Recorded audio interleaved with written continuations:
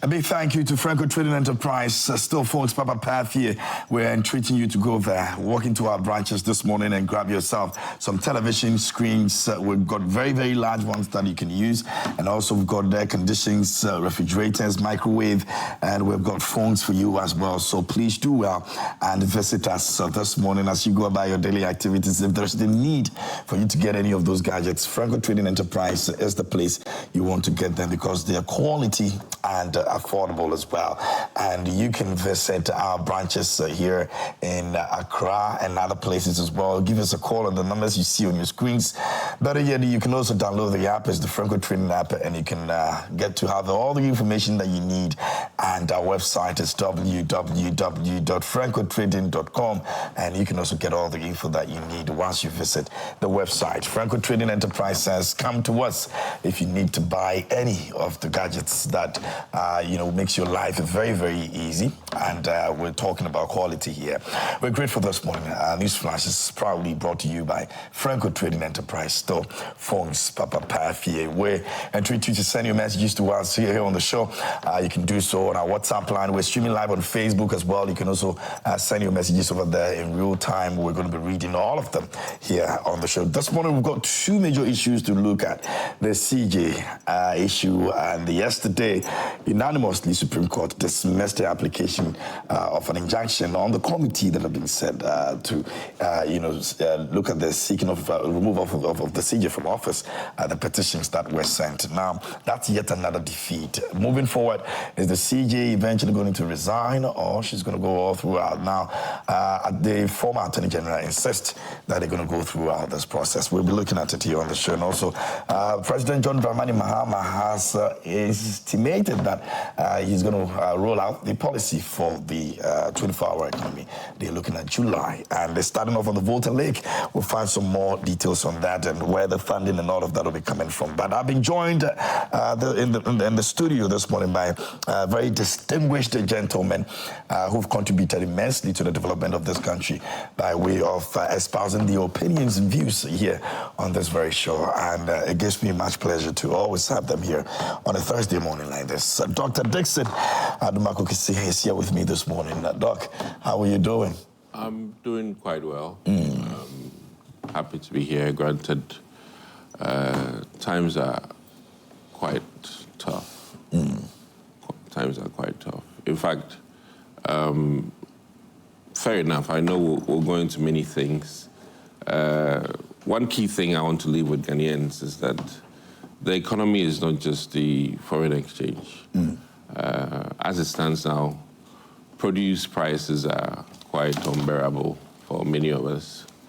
And Axel Forsen respectfully should start spending so that things will trickle down from the contractors who government owes to their workers, and then to people that their workers also even owes. So I'm on a crusade hoping that is done. And I'm sure we'll get into it. MPP now has another candidate, which we're presenting to Ghanaians, Brian Champon. So we'll get into that. Okay, that sounds good. Sounds good. And also in the studio with me this morning, Lawyer Kwame Jantua is here. And don't forget, Doc is a former MP for Nyaso Troop. And it's always a good time to spend some quality time with him over here. Lawyer Kwame Jantua is a senior member of the CPP and the incoming...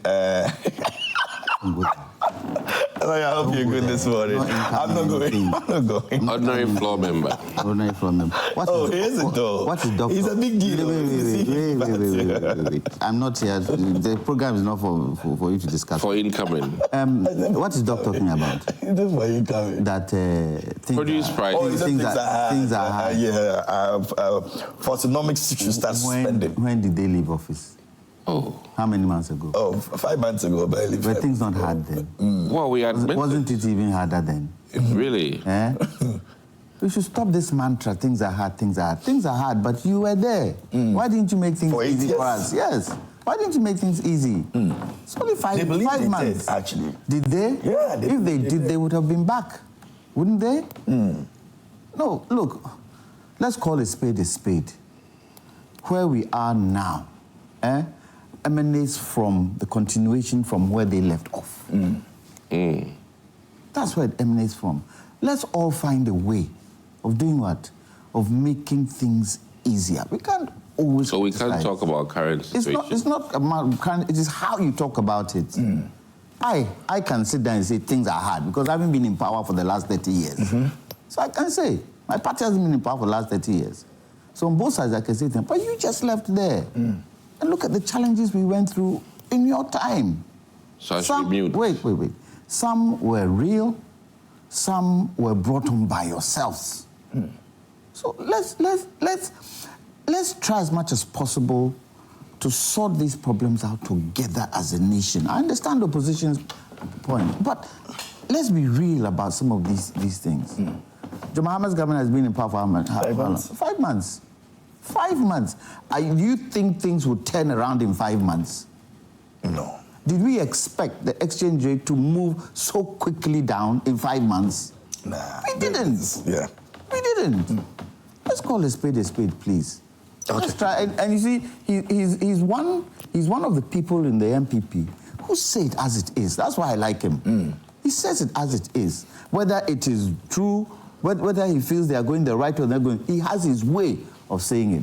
So when he talks about, oh, things are hard, he's just joking because he knows exactly what the situation is. All right.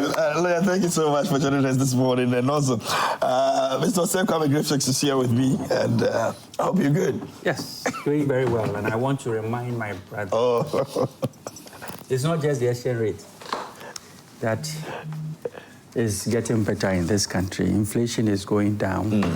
We are being more responsible in paying our debts, both domestically and internationally. Galamsey, I said here that stability that went as far as to 14,000 is now around 8,000. So things are getting better. In any case, I think consistency within the MPP would help because they made the exchange rate the lie detector test for the performance of the economy.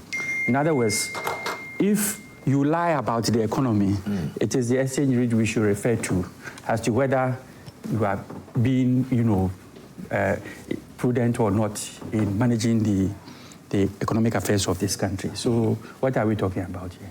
So I think that, like my brother said, he's the guy who will call a spade a spade. And, And this morning he didn't call it. No, he has, yes. He was playing politics. He was playing politics. Dog is saying what is on his hand. You would say he's playing politics. Anyway, we'll get into it.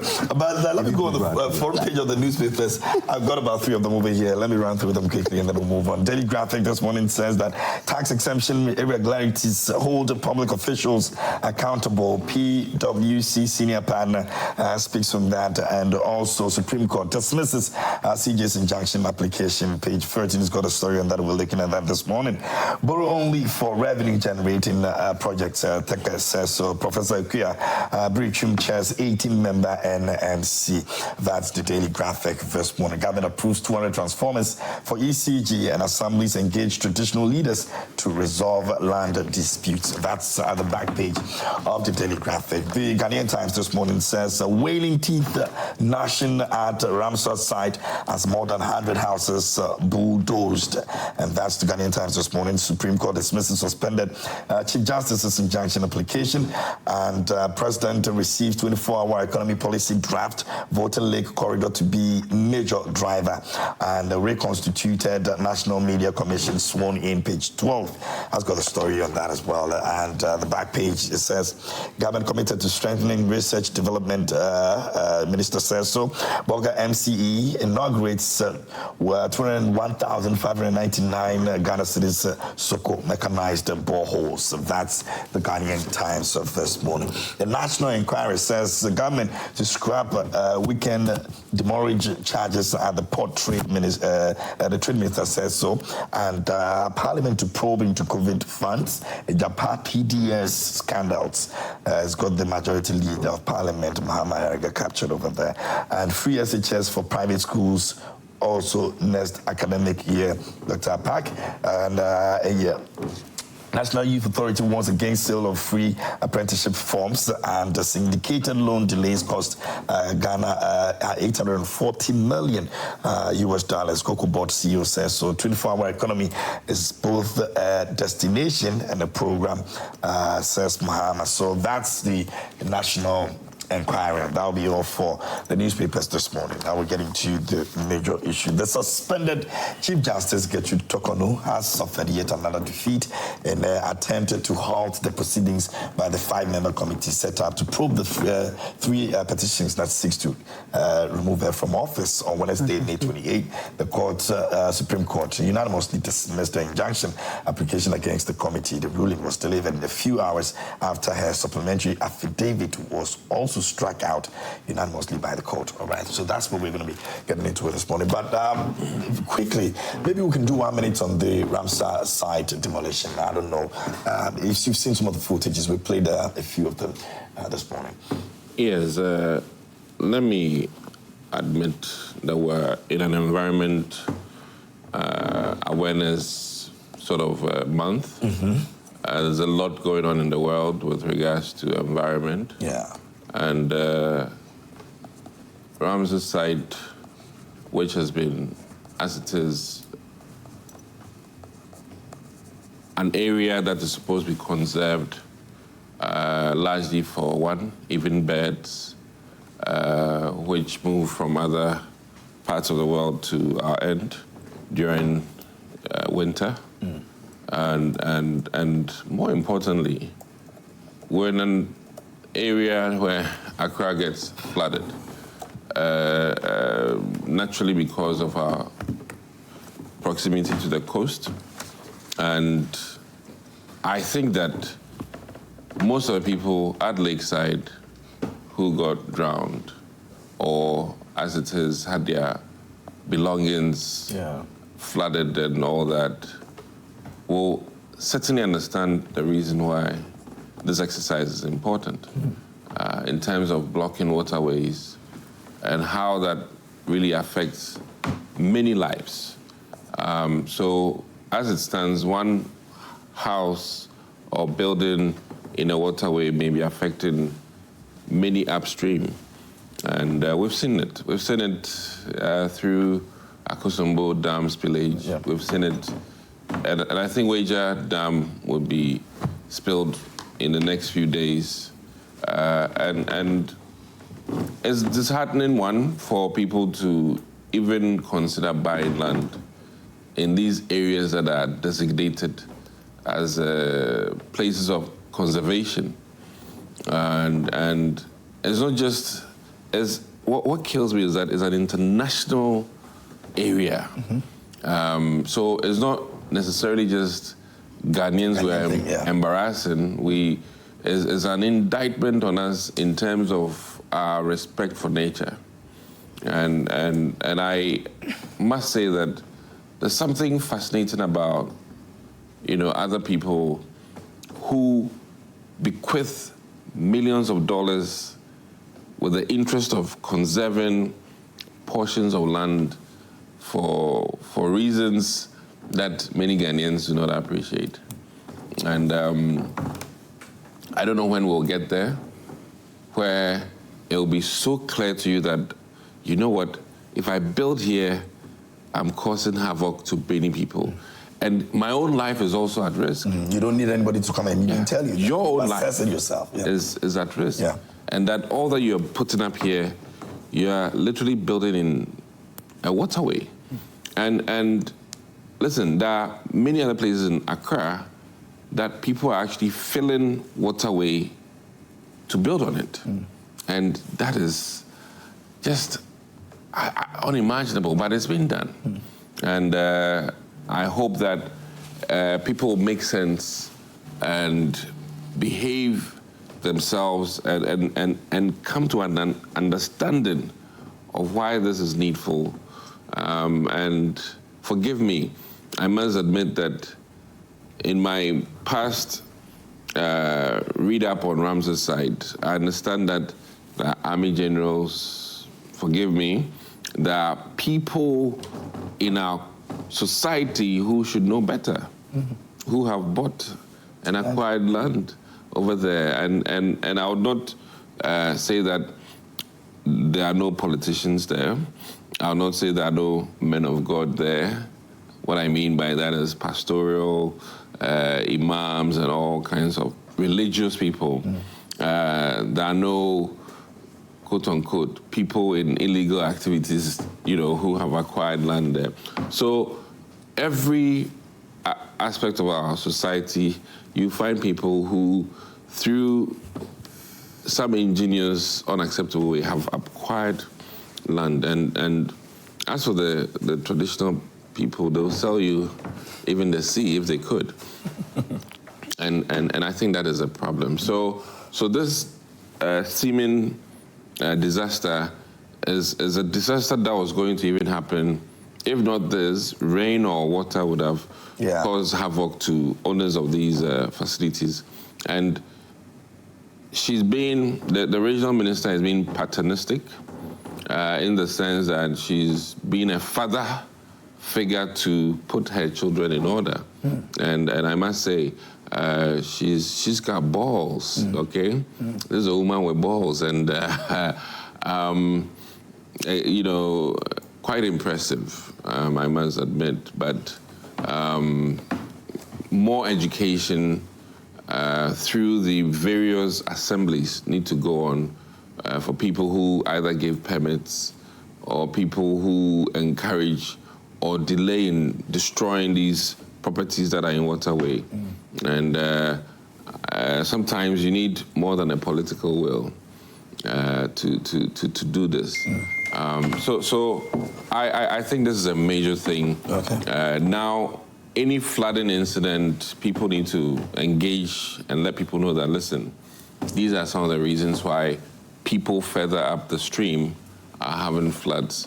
And this should not be acceptable in Accra, Kumasi, all the major cities, and in our various communities. All right, thank you. Let me take another one from lawyer to do 1 minute for me.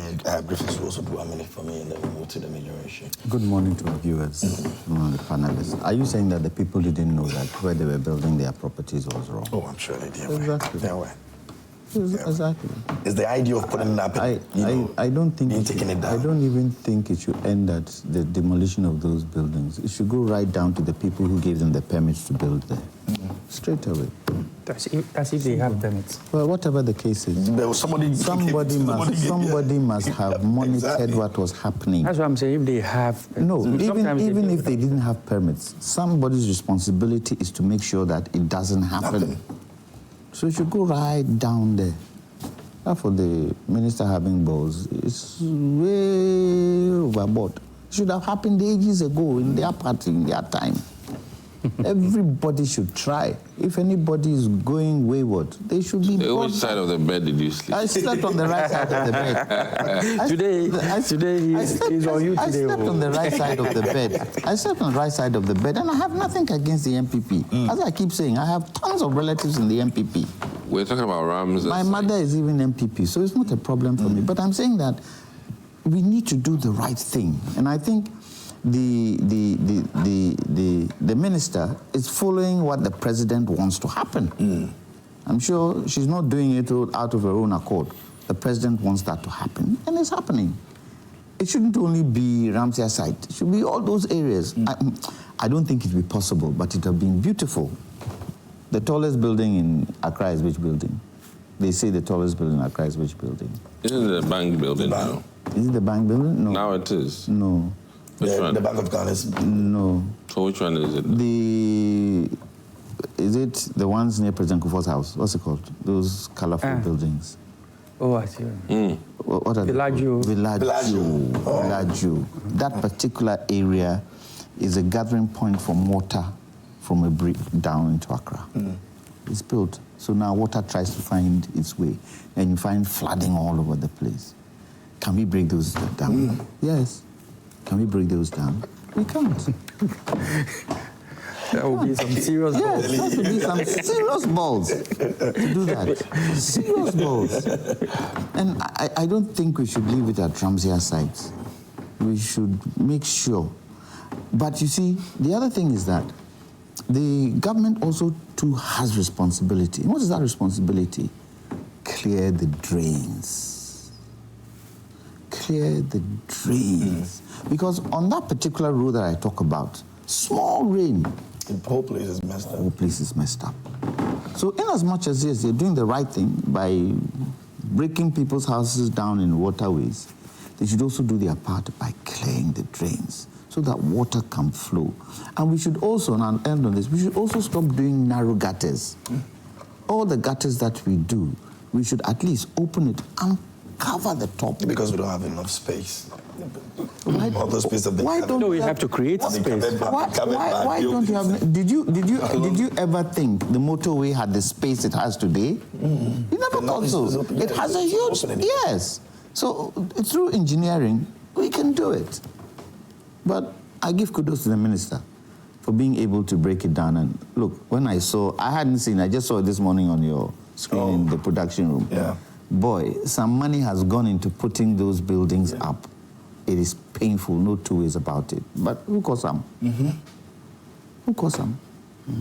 We need to be responsible people in this country. And I hope this is going to be the beginning of people being responsible and adhering to the law.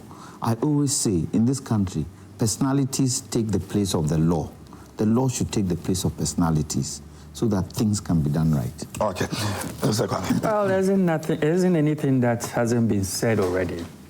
But I think that the site actually performs two roles. One is habitat for birds, and it also acts as wetland that would absorb excess water. And from the recent flooding that has happened, government has outlined, the various things that it has to do to ensure that the flooding is really dealt with. And this probably is the most difficult of all the things that government can do. And the fact that government has taken this bold step to do it tells you that the others, like my brother said, that we should clear the gutters. Those are all things that are seriously being looked at. And, plans are far advanced to ensure that the gutters are cleared, desilted and all that, to make sure that, people are safe when it rains. So, and I still want to repeat that the most difficult part is breaking down these structures. When you think about how much money my brother said has gone into that, so I think that if that it's being done, it tells you that the others would also be done. So. Great. All right, let's move on to the...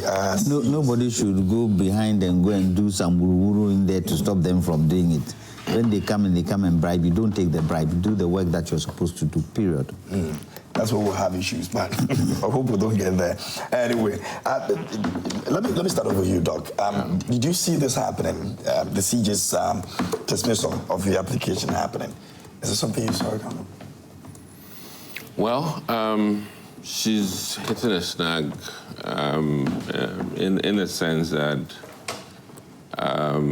it's quite unfortunate. To put it simply, I have noticed that her own colleagues simply are not being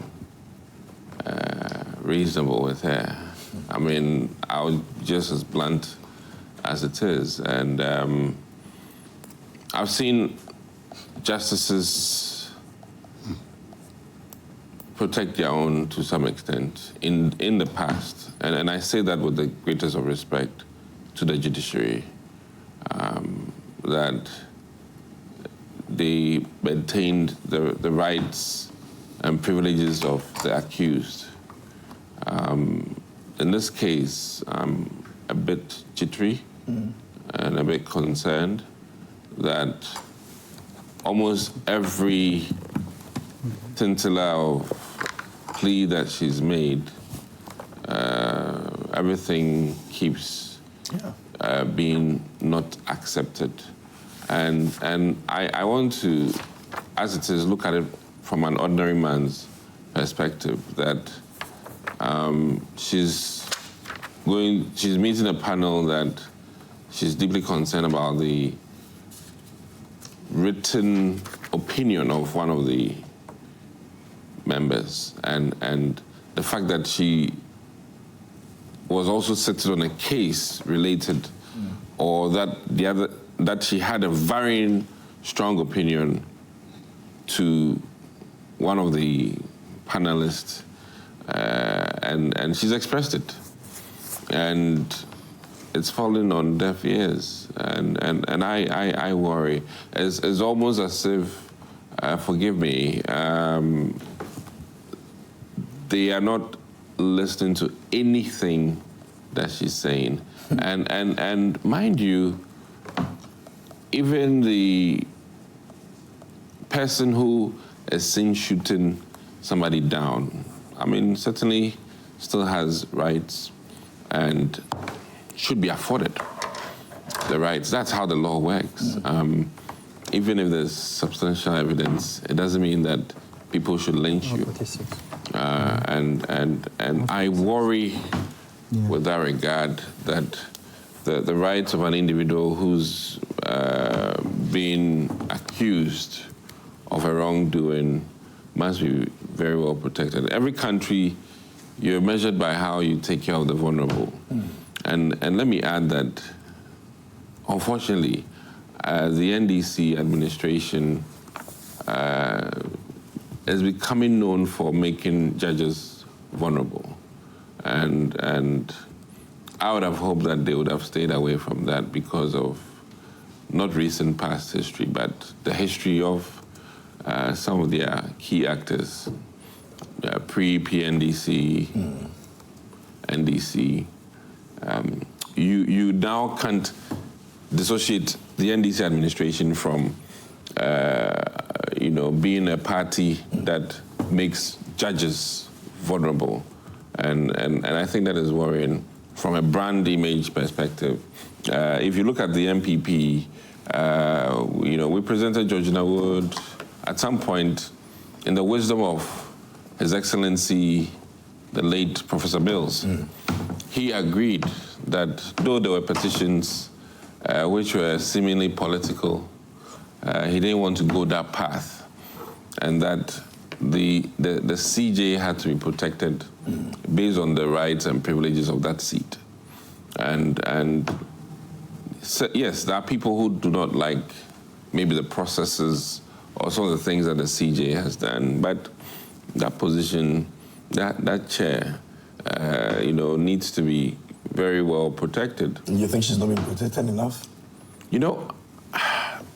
As it stands now, it looks very cool for the NDC, but someday we might have an idiot as a president, and you'd need a CJ who put the president in check. What we are doing is that we are upending and giving the executive seemingly more power. And that time, when we then have an idiot, forgive me, which can happen, then there'll be precedent that some presidents have done it. And we'll be having a huge challenge in making a case for that CJ. And listen, knowing human beings, and in fact, let me say, knowing Ghanaians and how we behave, this president that John Dramani Mahama is setting, and it'll be one of his legacies, put it down. Because this is a case where... Has the president not been set already? Is it not something that people believe that he's following? No. What I'm saying is that I made comment about Georgina Wood, okay, and other justices who even attempts were made and then were told that, hey, that's not how you remove... That's not how you remove a CJ. Now, my key point here is that, supposing the president never said he would change things at the Supreme Court before election winning, would have been a different thing. In my simple mind frame, this is premeditated. He's executing something that is a campaign promise, and that is worrying. So if the president had hindsight and during the electioneering period, he had never commented that when he comes, he'll overhaul and remove, leadership of the Supreme Court. I would have been clapping for the president now. But this, and in law, I know that premeditation is serious and literally makes you somebody who thought through before, as it is, committing that crime. And they are sending this woman to the cleaners, and I can tell you that this was premeditated. This was a campaign promise. And yes, I would say that Mahama is fulfilling that promise to the NDC, but it is about Ghana.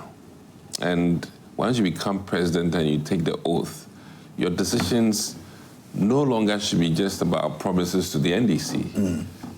What he's doing, which many people are turning a blind eye to, an egregious, as it is, flaw in his discretion.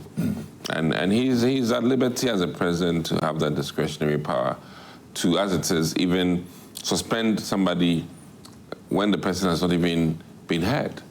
And that one, nobody can tell me that the suspension was done after the president invited or even allowed the woman to, as it is, one, see the petition and respond to it. He did later on, but he executed the woman, gave the order of suspension before even having a hearing. And I think, and I must admit here on air that it has now had more political coloration. As soon as I saw Chikata Thaddeus, I was like, oh, I mean, are there no other lawyers in this country who might seem very neutral, and it's like going to a case, a superstar case, and you have a defense lawyer who is known for bailing out criminals, okay? That literally implies to the jurors that this lawyer is notorious for helping drug dealers, murderers, and things like that. So once you have that person as your lawyer, you, the person choosing the person as your lawyer, you need to worry that, hey, you are guilty. You're literally telling the jurors that you are guilty, but you have a fantastic lawyer who can bail you out. And I think that I would have been a bit, happier if we didn't have people with political coloration. Admittedly, Odamin, former Attorney General, is colored somewhat MPP. It doesn't also make it necessarily right, but the other side, those accusing, oh my goodness. I mean, so even the case is now in two dimensions. Okay. Political, and then the petition. And I find it troubling in terms of our democracy. All right. I'm going to come back to you again. We'll look at moving forward what decision she may probably even make. Now, Dame still insists that they're going to go through the process. Now, lawyer, this is almost the third time or so that we're getting to this point. Is it not too much for the CJ? I don't understand what my good friend Doc is talking about. Was it President Mahama who put the petition in? No. Is there a process in the Constitution that he's supposed to follow? Yes. Was it President Mahama who told the Council of State to find a prima facie case against his Chief Justice? What is he talking about? Has he gone according to the dictates of the Constitution as to what he's supposed to do? Hasn't he? But he had the power as an executive to have directed in a certain way based on how he feels about that particular position, the judiciary, and of course, the CJ. Up until clause 11 in the 146, does he have discretionary power? No. Exactly. So what's the big deal? What's the big deal? He's gone according to the tenets of the Constitution. Whether people were commenting, we'll do this, we'll do that, we'll do that, where does that come in? It's people's opinion. It's the court. It's the process. Has he followed the process to this point? Yes, he has followed the process to this point. it's gone to the committee are handling it. Look, I said, for this affidavit petition by my good friend, the CJ, I didn't think she should have directed it to the Supreme Court. She should have directed it to the president. Why do I say that? Clause 11 in the Constitution states, the president, operative word, may at any time, who suspended her? The president. So listen, the president may at any time revoke a suspension under this article. So direct your issues to the president? Direct your issues to the president. Within this particular clause, he has discretion. And if he finds some merit in it, If he finds some merit in it, he will revoke it. Or if he finds some merit in it, he would give us reasons why he thinks she should be still suspended, or why he feels that suspension should be taken off, but the hearing should go on. That's a big deal. Look, we try to politicize everything, and this particular issue we have politicized. I would have liked the judges, the committee judges, they're saying her affidavit has no merit. Did they give reasons? No, none of them I've seen yet. That would have helped all of us. Why they feel it has no merit.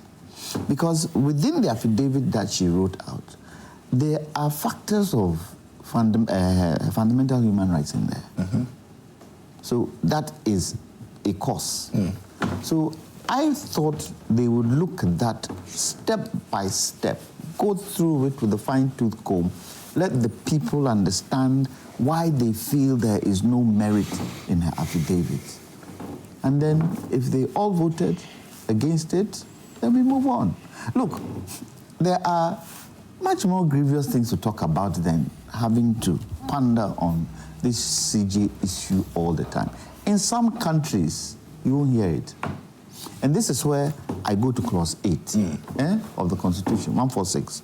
And nobody has been able to tell me whether it is or it isn't. And clause 8 says, all proceedings, operative word, under this article, not this clause, shall be held in camera.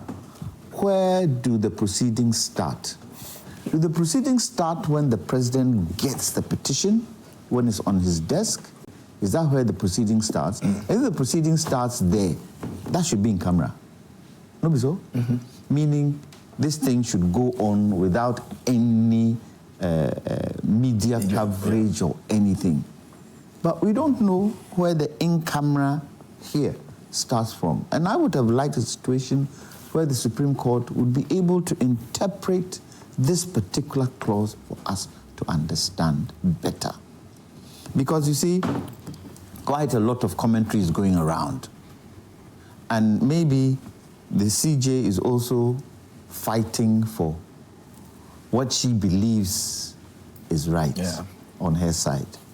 Me, if I were the CJ, I'll resign. That is not an option on the table for more indications. Because people started talking about whatever the case is, if I feel I can't go through all this and my fundamental human rights are being stepped on and they won't listen, I'll just resign. Why? Is it your father's, what do you call it, wish? Is it your mother's wish? Is that position meant for you? Resign and have your peace of mind. Protecting where she believes that things are supposed to be done right, especially with the judiciary. Yes. And she being the topmost person. If I don't find this till the end, it's going to be she feels things aren't being done right. Those who are judging her feel she is wrong. So, can you decide where you're supposed to be interviewed? Can you decide? Is that your decision? No. Whose decision is it? The one who's in charge of Exactly. So if you say they've taken you to Christianborg Castle to hear this particular situation, who are you to say, why have you taken me to Christianborg Castle? That's where they want you to come in. You know, that's where they want you to come. So for me, I would have loved a situation where she should just let this thing ride. she should have strong, watertight evidence. Strong, watertight evidence that nobody can hit. And state your case. State your case clearly. Yes, I hear people saying that she has the option to what? Waive in camera. Does she? Do we have an option? If Joy FM have the Joy Prime have a situation with UKMJ and they say they are holding it in camera, can you tell them, no, don't hold it in camera, hold it for all Joy people to see? No, you can't. You can't do that. So for me, have a watertight evidence that nobody can have anything to say. She said they didn't tell her about what she was being accused for. Is it not known? Her lawyers haven't gone and they haven't told her that, look, I'm this sure is... by now they should know. Yeah. Should know. You know? So I would, if I were her, all this going on, Mejai, let's sit and let's do this thing. Let's hear, you know, my side of the story. You tell me whether my side of the story is wrong. And then people will judge. Simple. Very well. Let me also go to Griffiths now. Well, I think that, first of all, under Article 146, the President receives a petition, and to use the words of His Excellency, former President, Nana Akufo-Addo, the Presidency at that point acts like a conveyor belt, you know, and refers the matter to the Council of State. The prima facie case is established. There is a potential suspension, which is at the discretion of the President, under 146.10. And also, under 146.11, it says the President may revoke the suspension. Then a committee is established. You see, the process is not the point that has to be made very clearly. And I think it is making it sound as if it is about her rights, you know, as an individual. It's a constitutional provision that is meant to safeguard the integrity of the judiciary. It's not about her rights. Now, so like my brother was saying that, why would she think, people are saying that she has even that right to waive the in-camera. Which provision are we referring to here? That gives her that right to. And who says that it is about her rights? That's why it is meant to be in-camera. You understand? It's not about her as an individual. Number two, suspension in this case is not punitive. It's not supposed to punish her, but it's supposed to remove her from a position where she can interfere with the process. I had in somewhere 2012, I wrote a petition against the chief executive of NIA. I was then the director of IT and security. Both of us were asked to go on suspension. Was I supposed to punish me? No, because I am the one who initiated the petition for things that I thought had not been done right, and that had, you know, a way of affecting the national database, of which, as a citizen, I felt the need to write. I petitioned the board on 3 occasions. I didn't see anything. I petitioned the presidency and said, hey, and in that petition, I said, if you don't act, I will make this issue public. In her case, she didn't initiate the petition. Yeah, yes. I'm not saying that she has initiated the petition. I'm just giving you an example of where I wrote a petition, but I was asked to go on suspension. But you were involved in this. We were involved in that, and you wrote the petition. Yes, both of us were asked to go on suspension. Yes. The one I petitioned against. And when we went through the whole thing, I was asked to go back to do my work. You understand? The objective was not to punish any of us. but to remove us from positions where we could interfere with the process. And that's what this is about. Is it a case of she feeling hers has not been fairly done in the way? How is that not being fairly? Partisan? I mean, perhaps if I can be referred to a particular reason why she should think that it had not been fairly done, I could answer that question. Because these are constitutional provisions under Article 146 all the way to 146(11). The president exercises two discretions. One is under 146(10), where she may suspend. And it stands with common sense that if the person is the head of the judiciary, and there's something that the judiciary itself is more or less, I mean, she's in office. There are documentations and other things that she still has control over that may be called into evidence. It stands to, it's just common sense that, that's why that provision was made in the Constitution in the first place, because, depending on what the cases are, the charges are against her, that discretion can be exercised by the president. Okay, we think that if you remain in office, your position as the head of the judiciary may interfere with the process. So that discretion. And then there's also 11 that, he could at the same time revoke. In fact, the president has no even power over the committee or whatever they do after it has been established. Unless maybe there is some, because I've seen other commentary that 2 members or so should be changed and what have you. The president does not even have that power under the Constitution. If you look at the whole 146. But we didn't ask for the president to. She was asking the judges to. Oh, the judges to change. Yes, that's what you are referring to. The committee has been, yes, the findings or whatever. Exactly, exactly. But also, there was something I wanted to ask you now, and it still has to do with the position and where she stands with regards to this. Now, Doc mentioned the issue of premeditation, and even the NPP in some of their communications have stated that this is more orchestrated, an agenda that the president, way before even coming into power, had wanted to do. Is that not the reason for her to feel that I need to fight back this, because from all indications it was something that was planned or premeditated? How would you say is, you see, because the president, according to reports, made some pronouncement that suggested that it was going to have an overhaul of the judiciary. And an overhaul, you see, that is just like saying, when we say we will review the free SHS, they say it meant cancellation. The overhaul of the judiciary did not mean. I mean, those are some of the words that it did not mean. Don't mention premeditation as well.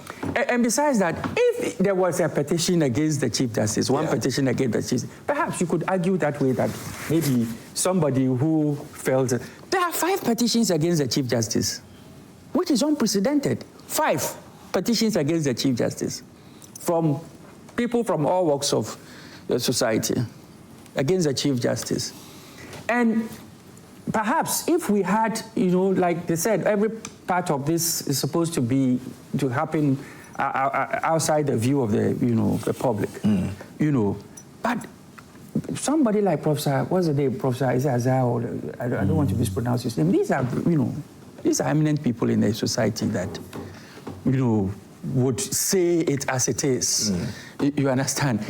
So when you look at the fact that 5 people petitioned, and the president has no choice but to refer all the petitions as a conventional bill, just like the MPP said when Charlotte Osei case, was being talked about in their time, during their time. In that case, they said it was President Akufo-Addo said, the presidency, the secretary to the president said he only acted as the conveyor belt. This time, the conveyor belt broke. So he couldn't send, there was a petition sent to him earlier about the Chief Justice. He didn't send it to the Council of State because at that point it was broken. I think they had a mechanical fault. You remember they saw nothing of merit. I mean, that was one key thing. That removes... And that is why I said that the discretion of Mahama, in this case, was not applied in similar fashion. That is not what 146 is saying. I mean, 146 says refer it to the Council of State because it is at the Council of State and in consultation with the Council of State that prima facie case. I'm not a lawyer. Is that not the case, my brother? So the president at that point determined that he will exercise his discretion ahead of, receiving whatever. Even when it's received from the Council of State, he does not really exercise. Once it has been established, a prima facie case has been established. That's it. He goes ahead and appoints a committee. His discretion is just in 146.10 and 146.11, which says 146.10 that he may suspend, and 146.11 says he may revoke the suspension. That's it. That's all the discretion that the president has in this matter. But President Akufo-Addo, the former president, exercised that, I don't know which discretion he did, by not even referring to the matter to them, which is against the constitution, the very constitution that he sworn an oath to protect. So if there is somebody who has breached the law in this, it's not President Mahama. Let's make that very clear. Because the same arguments hold that he had to act the way he has acted. And he had no choice. All right. I'll be doing some messages. You can send your messages to us on WhatsApp. You can also do so on Facebook. We're streaming live on Facebook, and you can drop your messages over there. I'll be reading a couple of them. But if they are ready, let me just go through some of them, and then we'll be looking at the Godfrey Dame factor, what contribution is making to the whole CJ issue. So let me just do a few messages from viewers. This one over here says, "Good morning, KMJ. I beg you, help me to let Honorable NPP member to retract the word he used. What word exactly? Let me know. I think it will help if you let me know which word he used." Kefin Pong says, "Good morning, KMJ. My uncle, Mr. Jantua, can be interesting. If things are hard, it should be attributed to the NPP because they just left office. So the CD appreciation should be attributed to the NPP because they just left office. Aside the transport fees, nothing in this country has gone down. Prices of everything keeps going up. So indeed, things are hard. Electricity tariffs has been increased. Water tariffs have been increased as well. Cement price keep going up. KMJ, for whatever reason, denying someone medication is an act of inhuman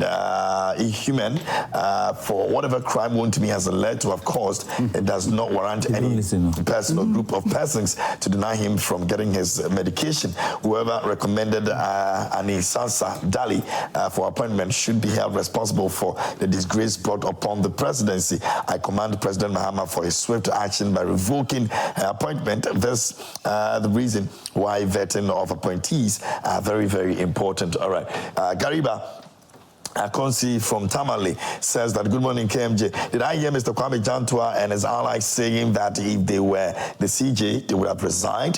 When Adomako told Ghanaians that if the NDC administration used a private jet, he would resign. Has he resigned? Mr. Jantua and his colleagues should stop this dishonesty in our body politics. The truth shall make Alhaji Dr. Mahmoud Bawumia the next president of Ghana come 2028. Did they listen to us on the show? Did that not give reasons why I felt? Yes. That's your people for you. Why not to be going through all these things, this wahala? They don't want you to talk, but you don't talk. Okay. Good morning, KJ. Please, is the CJ related to Kenoforiata? I don't understand. We Ghanaians employed you, and we say we don't need your service again. Is it force? Master Rahman Saula Tunakalba sent in that. So I get where your question about relation is coming from. The CJ will surely go. Richard from Cape Coast sent in that. Good morning, KMJ. I'm Inusa Suleiman. Nana Jantua is a lawyer who doesn't want the law to work effectively. He has disappointed me this morning. The CJ shouldn't resign. She should fight for her right.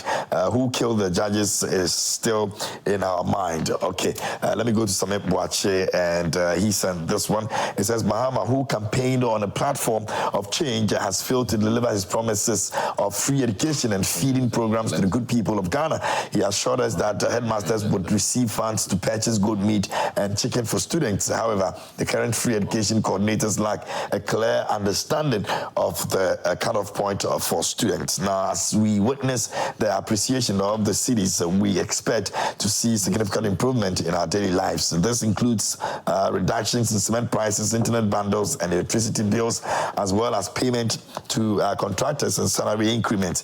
As lawyer Kwame Jantua, now representing the NDC, and He goes in and says, regards to Tomaso Hineba Boache, UK branch organizer. Let me go to some of the other messages that have come through. This one says, good morning, KMJ. Why did he describe Chikata as a criminal lawyer, telling the NPP man that he is trying to defend the CJ, that still big money you set down, defend you a criminal. Okay.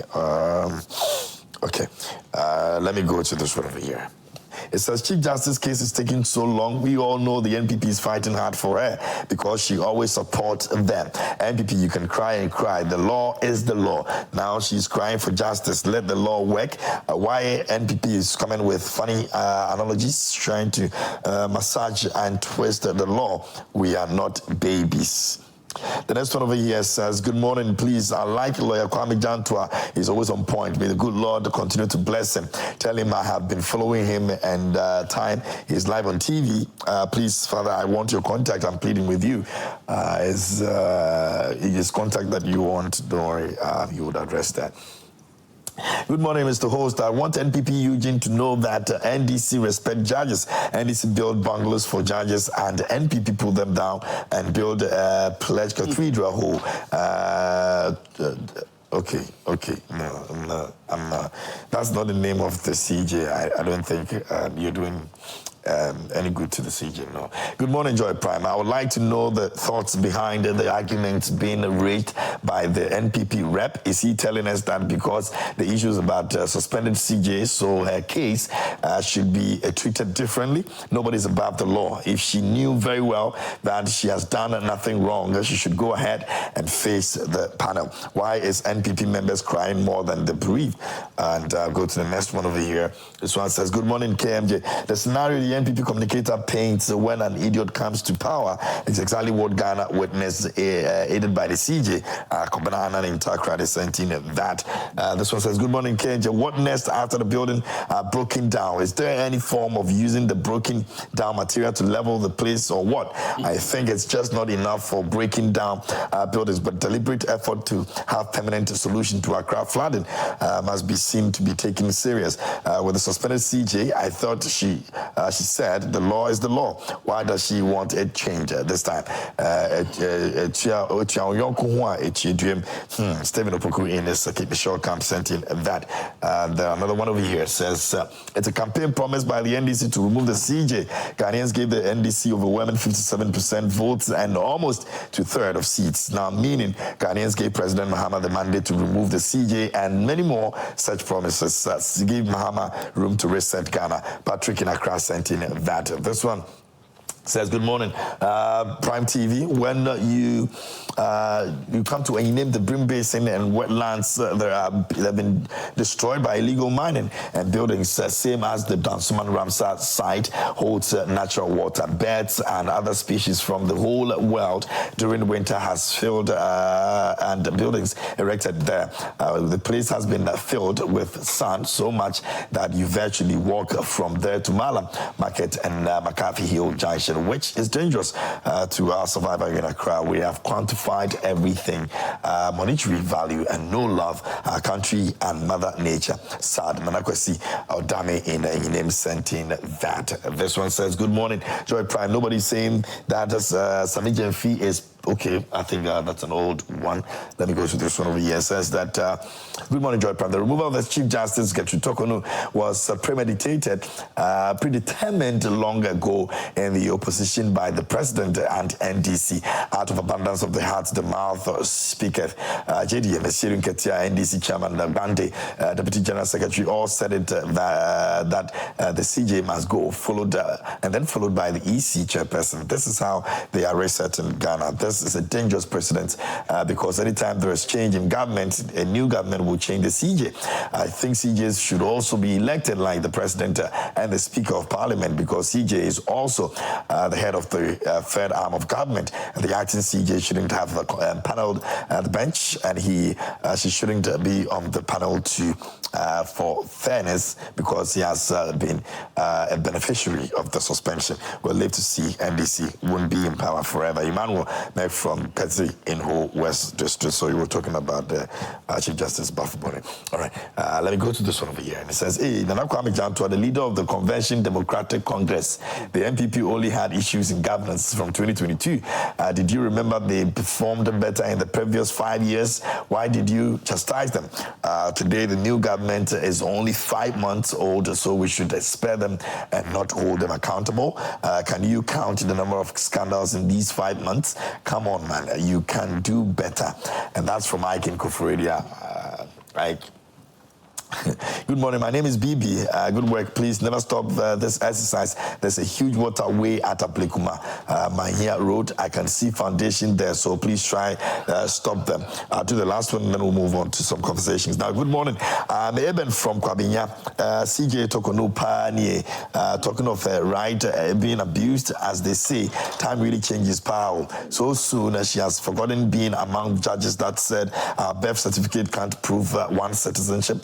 This should be a lesson to all public servants that the oath they do swear is to serve the people and not the appointing authority. Regards to Hajia Hawa of GRA and Custom Officer Aaron. You can also send your messages to WhatsApp and Facebook as well. I'll be doing some of the messages that you've sent on Facebook in a couple of minutes. Yeah. Let me clarify what I said. It looks as if our viewers don't understand what I said. Some of them. I said, yes, not all of them. Some of them. Yeah. I said, for all this wahala she's going through, the best thing for me is we just resign. And end everything. End everything. It doesn't bode well with me. Then end everything.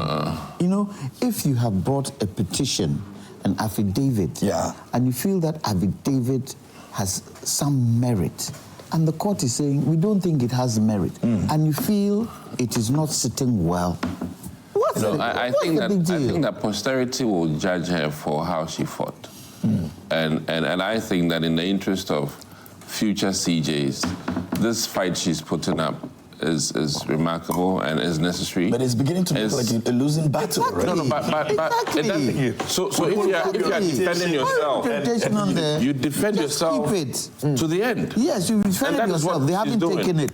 But on another note, I think I want to introduce a statement that was brought up last night by Brian Champon. Forgive me that you didn't table it, but I need to talk about it. A very fantastic letter. I've read it. I think the intent of what I've read, and I hope later on the producers would maybe share to our viewers. He says that I have taken time to reflect deeply on our journey as a party and on my personal journey within our political tradition. And he goes on to admit that there are challenges within the party, and though there are challenges, he thinks that based on his experience and contributions to Ghana and the party, both in business, private life, and also in public life. I mean, he's been Minister of State, Minister of Agric, fourth term Member of Parliament. And in fact, he's been seeking parliamentary work for a long time before he actually got in through a BTF. He has commissioned some people to go and, as it is, check if his vision aligns with Ghanaians. And hopefully we'll hear from him within a month after these people go out to, as it is, check his aspirations, if Ghanaians will give him consideration. So based on that report that comes back to him, yes, he will be contesting for the presidency. And I think that it gives us another opportunity, and also gives Ghanaians another opportunity in terms of another person within the MPP. We have Dr. Baumia, fantastic guy. We have Ken. And now we have also Brian Champon. I think others will also pop up along the way. But he's saying that he's ready now. He's very ready, but he wants to hear from the people and stakeholders. And I imagine this will be in consultation with religious people, traditional leaders, the boys and women at Kantamanto and other places, Abosokai, to have a feel if he'll be acceptable and that his visions tie in vision of creating jobs and necessarily also instilling some discipline back into our party and governance as a whole, and I think it's fantastic. Yeah, and I believe so too. Something refreshing. Yeah, that would be a good one. I didn't see it coming, but it's good. Quick comment on that. No, I'll come to you for you to pass that comment. Lawyer will be leaving us soon, so I want him to just address this quickly, and then I'll come back to you. You mentioned that she should resign. Do you think that the Godfrey Dame factor is beginning to spell on to be still, very positive that something good is going to come out of it? Because she, according to him, and his own words, no one can force CJ to resign. Oh, she did. She will assert her rights. He didn't say he should resign. No, he said that with all that is happening right now, the best decision if he was that's his opinion. would have asked her to resign. Do you think that the Godfrey Dame factor is also something that keeps her, going on this fight? I don't know. I won't be able to tell. She has her reasons. He's in her camp now, in the council as well. So whatever the case is, she's being advised, isn't she? You would think that the Chief Justice, because of her position and because of the office, she has all the wherewithal to be able to decide which way she wants to go. But definitely, if you have a case, you have lawyers, you sit with your people, you sit with your close family, you sit with your husband, your children, and ask the questions. Guys, do you think I should go on? Do you think I should fight? Based on the advice you get, you continue to fight. But for me, for her own integrity, the CJ's position is not the wildest position you can even get in this country. And for all that is going on, it brings some kind of, I won't use that word because they'll just attack me for using that word. It brings some kind of uncomfortable situation for her. Yesterday, I saw her demeanor when she with the husband walking into the court. It is worrying. So, to end all this, resign. If you won't resign, just put all this aside, because whatever the case is, they have shown that what you brought had no merit. Go ahead, have a strong defense, let's hear the case, and let's get it over and done with.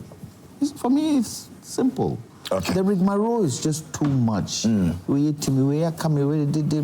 It's just too much. It's not helping anyone. In some countries, you won't even hear. I'm surprised that, forgive me, I mean, based on your legal background, I would have thought that you would want people who are defending themselves to defend to the fullest. So I'm at a loss here. She has done but all... I'll leave that to your own discretion. Wait. Don't try and put me on the spot. But you see, she has done all that she felt was right where she's concerned. She's put in a petition, she's brought an affidavit, she's talked about the reasons why she thinks this thing is against her. It is falling on deaf ears. The Supreme Court could have given us reasons why they felt it had no merit. They haven't given us reasons. So why continue going on that way? Why? It's either you sit, go through this particular process with your strong evidence, or you decide, hey, this thing, I don't want any wahala. CJ's position is not a lifelong thing. I've resigned. Let me sit in my corner and think of myself. Simple. That is all I'm saying. Please, viewers, I'm not saying that she should resign. I'm saying based on what she's going through, if I were in her shoes, to cut all the whatever, nobody seems to be listening to me in terms of the affidavit I brought, nobody seems to be listening to me. I forgot. It doesn't look like I'm winning this in any way. Exactly, I'm winning this in any way. And then if it now goes to the committee and proceedings are done against me, that is even more grievous than anything else. The lawyer, for posterity's sake, yes. You think that all she has done from where this case started to where it is right now, if she decides that she's going to resign, posterity would actually appreciate going through this and resign at this point. Please, don't get me wrong. I'm not saying she shouldn't have gone through the process she's gone through. I'm not saying that. That's fair. It's her right. Yeah. It's her right to do that. But up until this point, where she's gone through all of that, and the status quo is still the status quo, and you feel that, because when you read some of the clauses in the affidavit, you can see she feels she's been attacked. And if you're being attacked, then you don't seem to have anybody to hear what you have to say. Why go on that? That's what I'm asking. That's why I felt... Maybe she feels she's not done enough. Whatever. I've not fought enough. So let me just... Edru baby, now what you break. No, but that is why I felt... Point is, I get your point. You know, I mean... I get your point that... There would have been no defense documents for people to go off. This isn't the actual hearing of the committee. Yeah. This is all peripherals, if you want. Peripherals by the side. Yeah. When it actually comes to the actual, what you call, you can bring back these things in your affidavit and say ABC and get them to explain to you there, sitting there. That can happen. Okay. So that's why I'm saying go ahead and have a watertight evidence. You can bring these things up, in your affidavit and say, well, I felt this, I felt that. They would respond to you. If they say what you're saying has no merit, then maybe the judges too aren't being fair to us to understand where they are coming from. So let's try as much as possible to have a decent hearing. I don't want a situation where the CJ is found guilty of what she's charged. And now the kind of words and things we'll be saying about her will be even worse than what we hear today. I don't think she deserves that kind of commentary. So for me, if I were in her shoes, to stop all this, simple. Yes, everything. Yes. Okay.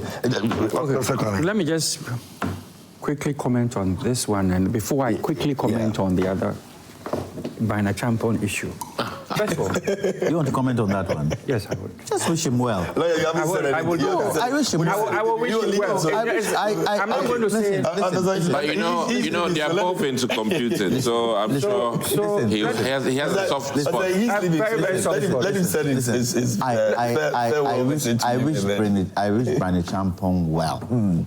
Everybody, even Doc, myself, or him, can decide, or even you, can decide I want to be president and go and stand. It is his right to do it. If he goes into the MPP and they feel he's the rightful person to do it, fine.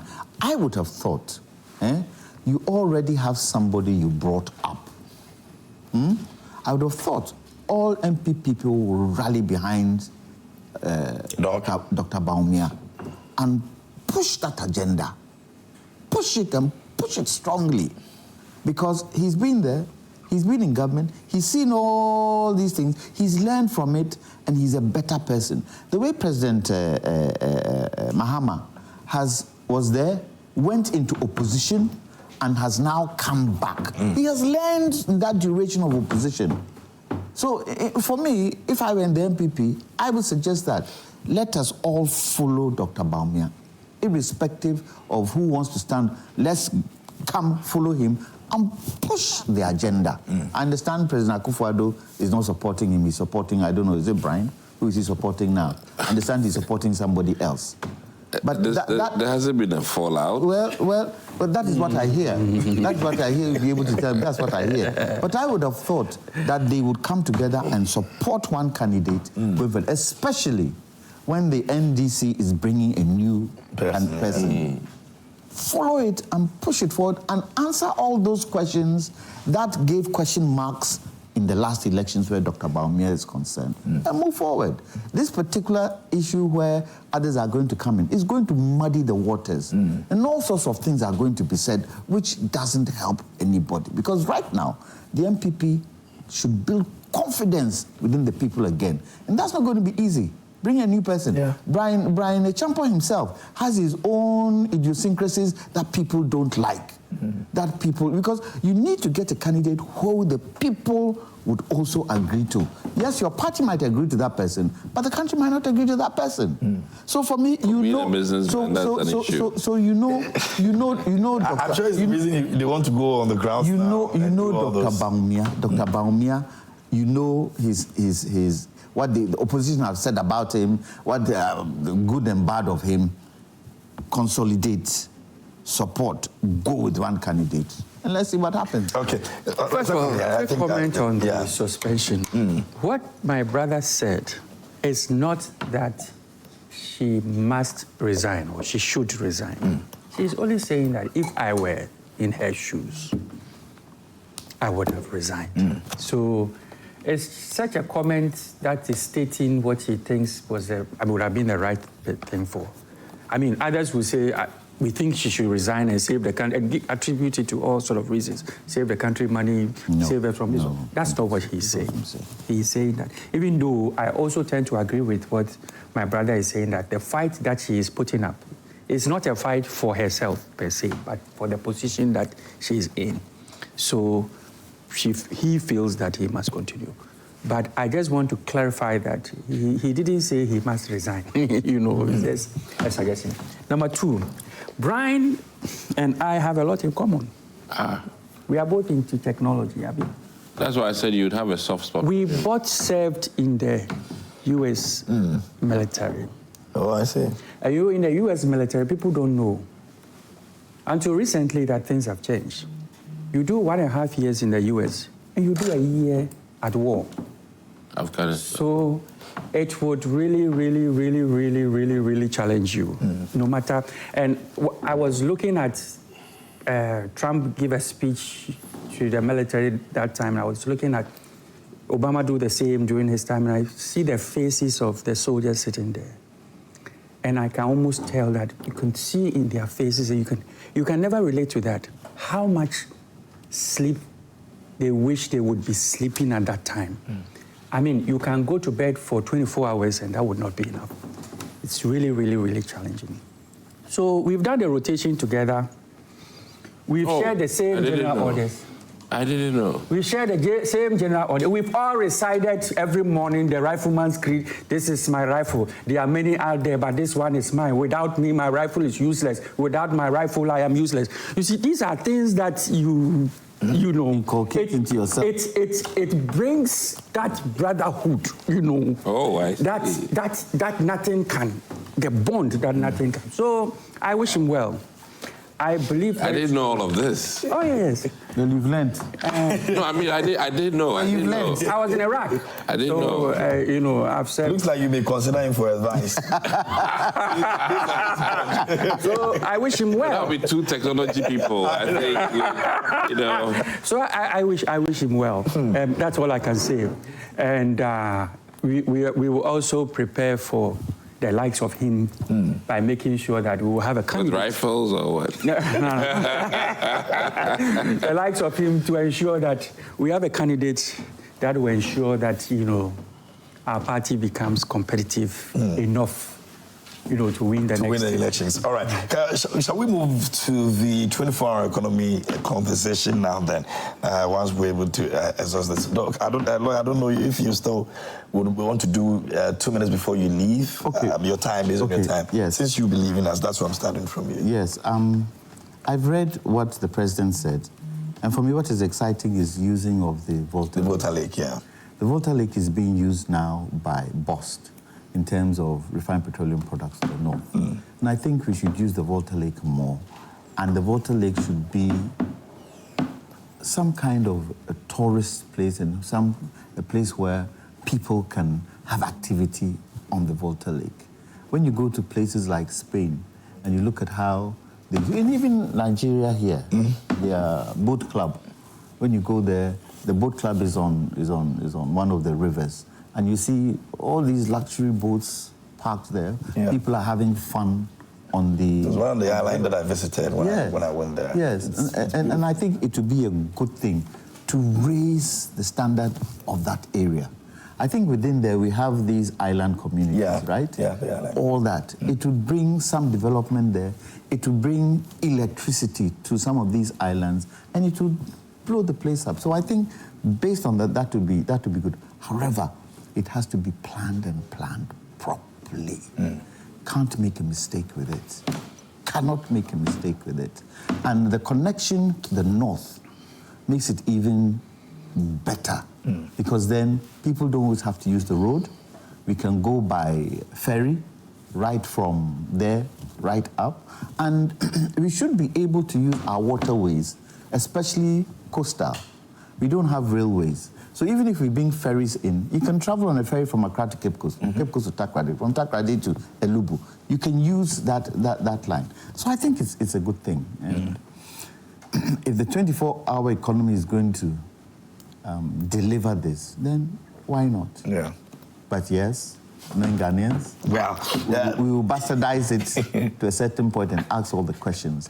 And I think if we ask all the questions, those questions should be answered to the benefit of Ghana as a country. Very well. Thank you very much for spending time with us this morning. If you don't hear from Lawyer again, he's got other engagements, so he'll be leaving us, just so you know. But we'll say a big thank you to Franco Trading Enterprise this morning for bringing us news flash here on the show. You can continue to send your messages to us on WhatsApp and on Facebook as well. We're streaming live. Please go to Franco Trading Enterprise and buy your phones, your refrigerators, your televisions, if you need microwaves, anything gadget in your house, it has to be Franco Trading Enterprise. It's the best place that you can always buy from. Very affordable and quality as well. So please do well and buy from us. Call us on the numbers you see on your screens, and also download the app. Google Play Store is the Franco Trading app, and then you can also visit our website www.francotrading.com, and you can get all the updates that you need in terms of what you want to buy. And so please do well and check us out. Franco Trading Enterprise says still Funks Papa Pa Fie, and we're grateful to them this morning. We're on our conversation with regards to the 24-hour economy. The president says that they'll be starting off in July, and the main place they'll be using, that will be playing a very important role, is the Volta Lake. And let me get to Doc. Doc, in July, we roll out this. I bet you didn't see it coming this early. Or you've been waiting for it for a long time. No, let me say that the 24-hour economy, which is an extended version of industrialization agenda, which all governments have talked about, is not necessarily anything new. It's a rebranding of a necessary evil for Ghana, and as many have said, let's keep the lights on first, and then we can certainly have people working 24 hours. I would hope that the energy minister is also made the chair of the 24-hour economy program, because we cannot do 24-hour in the dark. And nothing against the NDC, but if we do not solve the power outages, then let's forget about 24-hour. And that is a fact. I mean, when you say 24-hour, you mean that you're running operations in the dark, in the morning, with sunlight, and off when there's no sunlight. So is the power outages that bad that it wouldn't be able to, run the 24-hour? No, I think that, admittedly, we all know. Last night, some of us slept in the dark, which, I mean... I did a couple of days. So that's the reality. So I think that in my small thinking, the energy minister ought to maintain power. Then we can talk about the 24-hour economy. And it's something that has to be also driven by demand.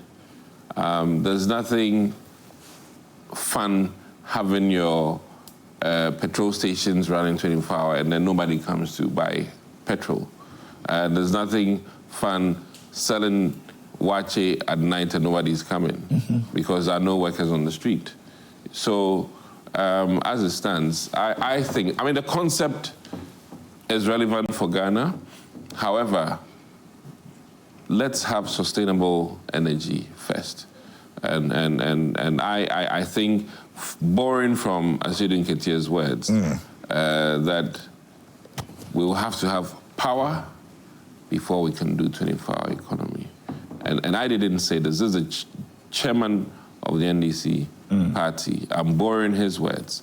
And it's a no-brainer that we need light to be able to do 24-hour.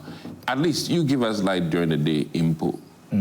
Where people are working. I mean, you know, some hairdressers, and the most painful time is weekend, where most of us are home and maybe needing a haircut. Even bald heads need haircut. I was just about to ask you. Needing a haircut for a wedding and things like that, and then all you see is fwing. And let me add that the painful bit, and I must admit, I run a small business. My air conditioners have had to change because of power fluctuations. And sometimes they will leave you one phase and you can't power anything. Okay, so Mr. President, fantastic program. We're excited. We're waiting to see it rolled out, but I think that we shouldn't put the cart before the horse. Give us energy sustainable, then we ourselves will render to you the 24-hour economy. You understand? But if daytime that many people, seamstresses, tailors are working and they don't have light to work, thinking about working in the dark is no. I mean, listen, traveling at night, even when there's light, is challenging. Our street lights are porous. So these are all key things. People cannot walk in the dark. These treacherous streets, that daytime crowd is robbery. The street lights and all that. And at night. So there needs to be security as well. I need to add that. Yeah. If it's 24-hour banking, who would go?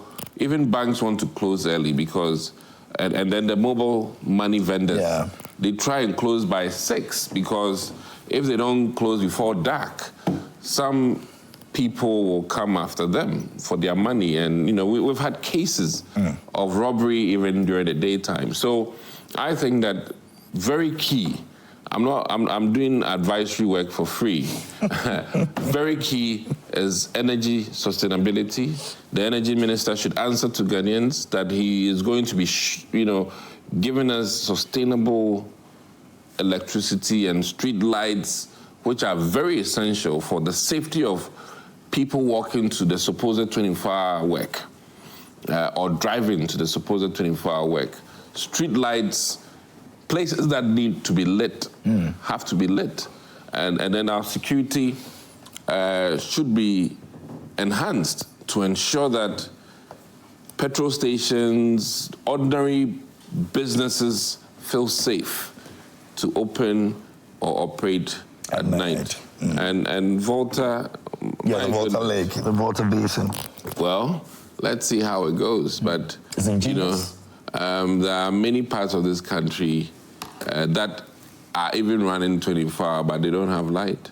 Let's solve those problems first. I know even ordinary printing press that, does business overnight. And sometimes there are challenges having electricity at night. So let's solve those basic ones. What we call low-hanging fruits. Let's make sure that the ordinary businessman who works sometimes at night can have electricity. Then we can, encourage them. And then let's make sure that security is apt and good for all of us. Mr. Kwame, are we ready for this? Yes. July is just around the corner. Yes, we are ready. This is way, been expected. Yes. My brother has touched on energy. And security. Security, yeah. I think these are very important points. So I'd like to start by commending the government for its continued effort to clear the debt that was left, that we inherited. $2.7 to $3 billion Only. owned to the likes of Asogli and Car Power Ship and ASCA. You know, recently, and let me also emphasize that not even 5% of that debt has accrued during the NDC time. In fact, even containers have been found. When the calculation was done, I think there was about 2-point-something% that, you know, which part of it had been paid off. I mean, just oppose that against what we have paid. We are rather on the positive. Good. And you also recall that recently, Car Power Ship put a company that's an IPP that gives us 450 megawatts of power, threatened that due to non-payments during the MPP regime, they would not, you know, would hold their power. Yeah. Asogli did the same thing. They also produce 560 megawatts. ASCA 370 megawatts. These companies are all saying that they cannot continue to feed their companies and their customers, what do you call it, suppliers, on the promise of government. They also have supplies that they take from. And as a result, they are going to withhold power. So if there is some turbulence within the energy sector, it is not because we have failed to increase generation capacity. In fact, we created more energy capacity that our friends decided to complain that it was too much and that it was becoming a burden on them. So during our time, before we left office in 2016, we generated enough. They didn't even add 1% to the energy mix when they came throughout the 8 years. And the problems we are having now, we are net positive in terms of what we have used versus what we have paid. So it is important to state that fact. Now, in terms of security, I think it is important to note that when people are saying that, oh, Ghana police is already, it's interesting. I had a discussion somewhere else with another MPP panelist, and the person was saying that the Ghana police was already running a 24-hour. That's not the kind of security we are talking about. We are talking about the security that will give people enough protection. Where enough means what? You know, what to it? Just like my brother said, that banks will feel safe. Why are banks? He said banks want to close. They want to close early. They want to close early because perhaps when darkness falls, or after 5 or 6 or 7 or whatever time that they want to close, as he is attributing to, after that time they may not feel safe enough to. So because there's no police presence, the police is so close. Exactly. So it has to be done in such a way that, you know, wherever there's operation, there is enough, you know, light and security, because security and light can be intertwined where there's, you know, there's light. Plus the protection of police engaged in a proper 24-hour shift, not having some checkpoints to check vehicles that are in motion. So I think all these things, there's a secretariat that is working on that. And as the president has said, January, as we begin to roll out. July. July, yeah. Sorry. That's what I meant. July, as we begin to roll out, whatever area that we roll out, there will be adequate security, the adequate power to ensure that the benefits of the 24-hour economy are not, you know, lost to the nation. In any case, it is important to make one fact about power. Let's talk about the main ingredients of production. The main ingredients of production. Energy is one of them. Energy.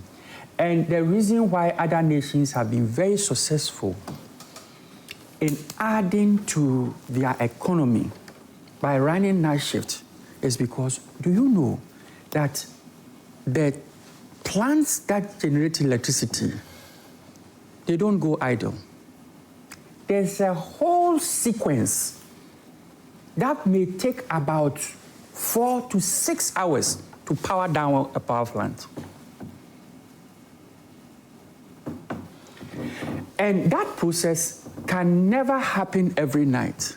So if electricity is being, if car power ship is producing 450 watts of electricity, during midnight or 1 a.m., they are condemned to produce 450 megawatts, but it's not being consumed. It's being wasted. The entire communication infrastructure is more or less idle at 1 a.m. So the essence, one of the benefits of the 24-hour economy is to make use of this idle energy.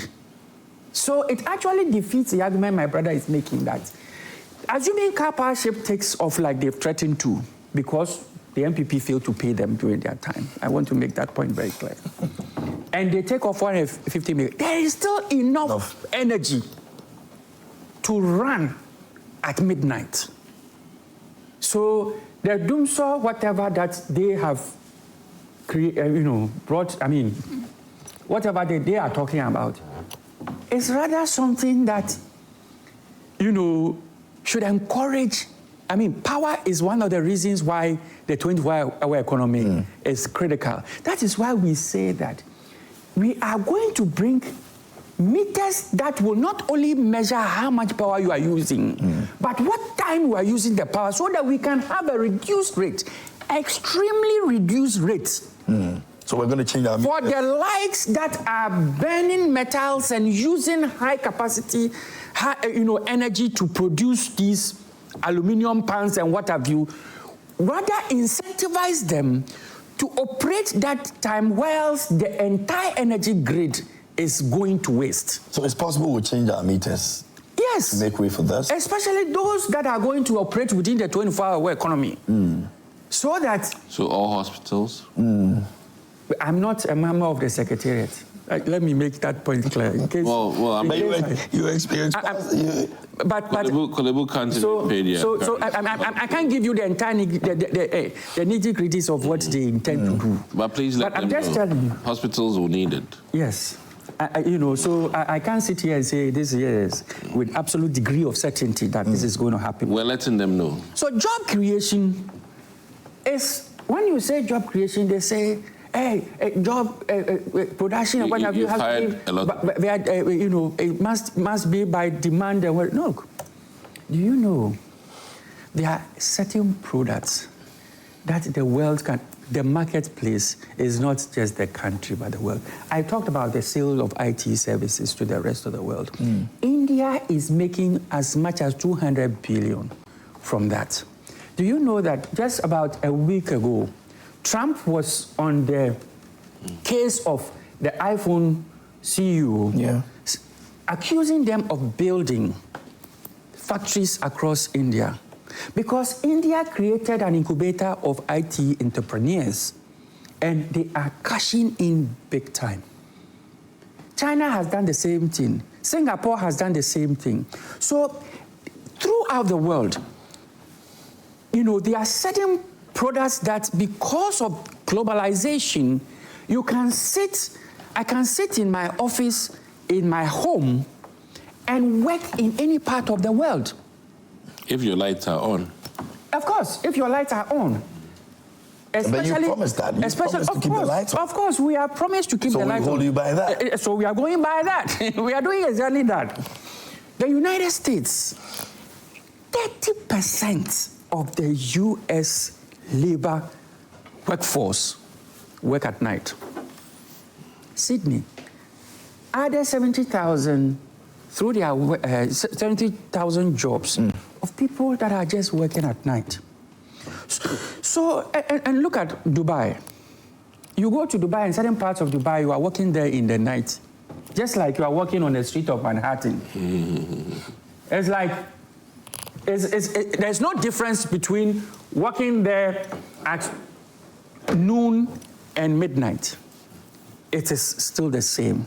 So I think that we should wish the government well and Ghanaians and everybody who is going to take part in the implementation of such a brilliant policy to ensure that the interest of the nation is at all time, what is, what they put foremost to ensure that this brilliant policy becomes a reality for Ghanaians, and I think it will really. And I'm sure Ghanaians would support that. I mean, Doc is in favor of that. The only thing Doc wants is to keep the lights on. And security. And security, so yeah. Let me do some messages on Facebook, and this one is from Justice Owusu. He says, Honorable Catherine Afeku will inspire and empower women across Ghana, especially the NPP, when she becomes head national women's organizer. I agree, to a large extent, I agree, yeah. Very detailed analysis, and she made my day.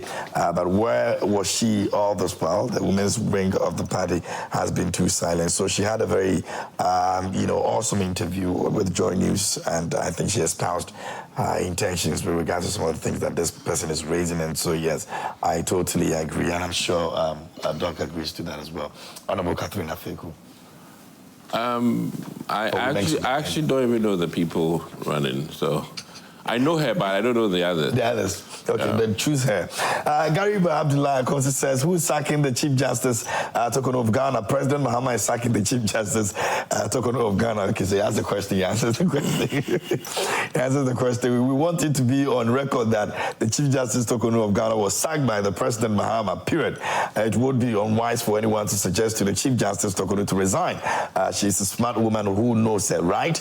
May I know whether Mr. Ablakwa has resigned as a foreign minister of Ghana after Vice President came back to Ghana with a private jet? I hate to burst your bubble, but he's still the foreign minister, foreign affairs minister.